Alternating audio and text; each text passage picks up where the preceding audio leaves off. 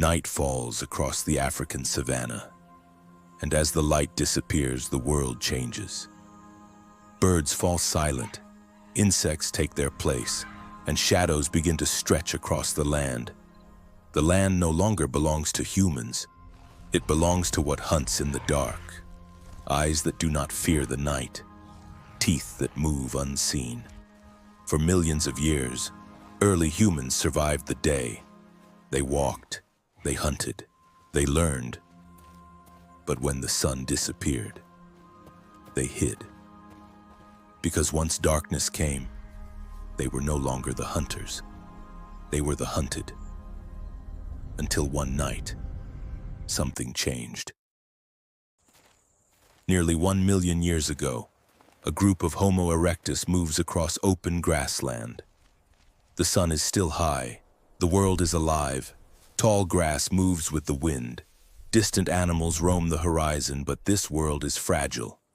Among the group is Caro, young, observant, always watching. Beside him is Nari, older, careful, her eyes scan constantly, measuring distance, measuring risk, and close to her, Teka, a child, small, vulnerable, still learning a world that offers no safety. They move slowly, together. Every step matters. They follow animals, they search for water, they avoid danger. Because one mistake can end everything. But the sun is falling, and with it, their advantage. The light softens, shadows grow longer, the temperature begins to drop, and instinct begins to take over.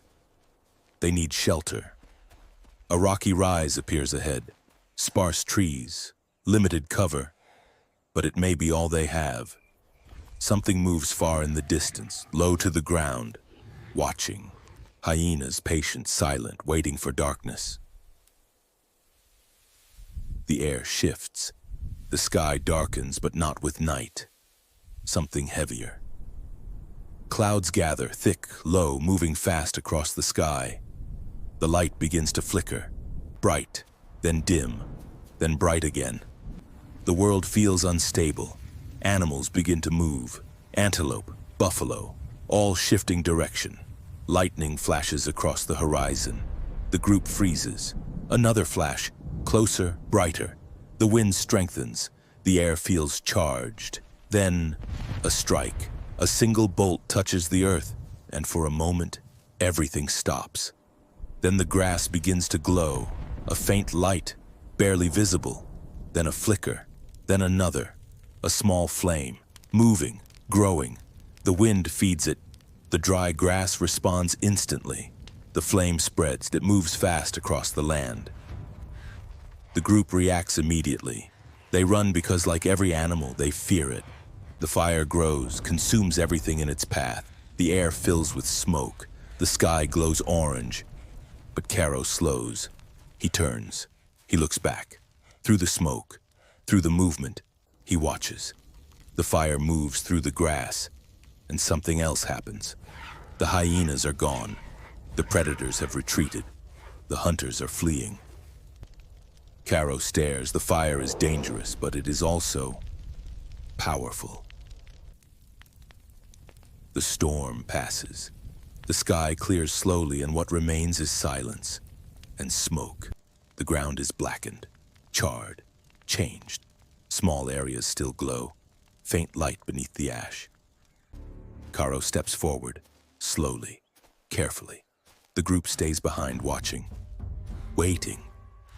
The heat rises from the ground, visible, distorting the air. Every instinct tells him to stay away. This is not something they understand. This is not something they control.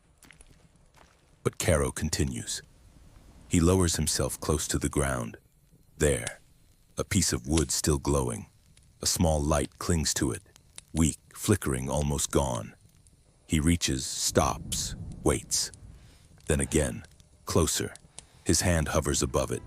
Then, he takes it. He lifts it. The light survives, barely. He holds it out, away from his body. The group watches, uncertain, still, silent. This thing could harm them or protect them. Caro turns, and slowly, he carries the fire back into the dark. Darkness comes quickly. The sky turns black, and once again the world changes, but this time, something is different. In the center of the group, a small flame flickers, weak, unstable. The light barely reaches beyond their feet. Shadows move around them. The group gathers, closer but not too close. Careful. They do not understand it, but they feel it. The warmth, the light, something new, something unfamiliar, something powerful. And beyond that small circle of light, the darkness waits. The hyenas return. Not all at once, but slowly, cautiously, emerging from the darkness beyond the firelight. At first it is only their eyes, small reflections low to the ground, barely visible at the edge of the night. Then shapes begin to form, bodies moving through the grass, controlled, deliberate. The group reacts immediately. They tighten together, instinctively closing the gaps between them. Teka presses closer into Nari, who pulls the child against her side without looking away from the dark. Karo remains at the front, still, holding the burning wood out in front of him. The flame is small, but it is something. The nearest hyena moves closer, step by step, careful, measured. Close enough now that its full shape becomes visible in the weak light. Karo lifts the flame slightly higher. The light flickers, growing just enough to push outward. The hyena stops, frozen for a moment, watching. Then slowly, it steps back. The others hesitate. They do not retreat completely. They begin to circle instead, testing the distance, watching for weakness. But they do not attack. For the first time, something has forced them to hesitate. At first, it is barely noticeable. The flame flickers, then steadies, then flickers again. But something has changed. The light is weaker, the glow softer, the warmth fading. The fire is dying. The group feels it before they understand it. The circle of light begins to shrink. Shadows stretch closer. The darkness pushes inward.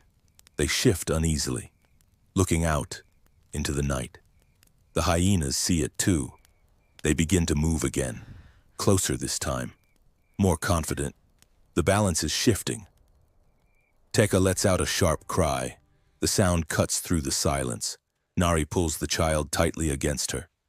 The group begins to break formation. Some step back, others turn, already preparing to run. The instinct is returning. Flee, survive, escape the dark. Karo looks at them, then back at the flame. The glowing end of the wood dims further. Almost nothing now. If it dies, there will be no light, no protection, no boundary. Only the night. Karo drops to his knees, not in panic, but in focus. His eyes fix on the fading glow, trying to understand, trying to remember. Earlier, he saw it, the fire moving through the grass, fast, consuming everything dry in its path. He looks down. The ground is covered in the same dry grass, everywhere. He grabs a handful, hesitates. The flame is almost gone. The predators are close. He drops the grass onto the ember. Nothing. The glow weakens further. Behind him, the group begins to move away. Karo does not follow. He tries again, this time more carefully, more deliberately. Another handful, placed directly onto the faint glow. For a moment, nothing happens. Then, a flicker, small, uncertain. Then suddenly when the flame rises, alive again. The effect is immediate. The light returns, the shadows pull back, the hyenas stop. Karo moves quickly now. No hesitation. He gathers more grass, more branches, feeding the flame. Each time, it responds, growing stronger, brighter, more stable. The circle of light expands outward, and with it, the boundary between them and the dark. The predators retreat, not in fear, but in recognition. This is something new, something they do not understand. They remain at a distance, watching, waiting, but no longer advancing. For the first time, humans are not running. They are standing, holding their ground. Time passes slowly, measured in flickers of flame and shifting shadows. The fire continues to burn. The group does not move away. They do not climb. They do not hide. They remain on the ground together, awake, watching. The night is still dangerous, still filled with unseen movement. But it is no longer absolute. There is now a boundary, a line that did not exist before. Something has changed, not just for this group, but forever. By morning, the fire still burns, weak, but alive. The group has survived the night, without fleeing, without hiding. This moment would change everything.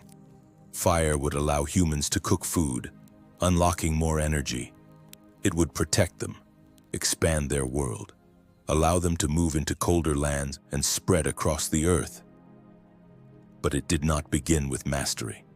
It began with fear, with hesitation, with a dying flame, and the instinct to keep it alive.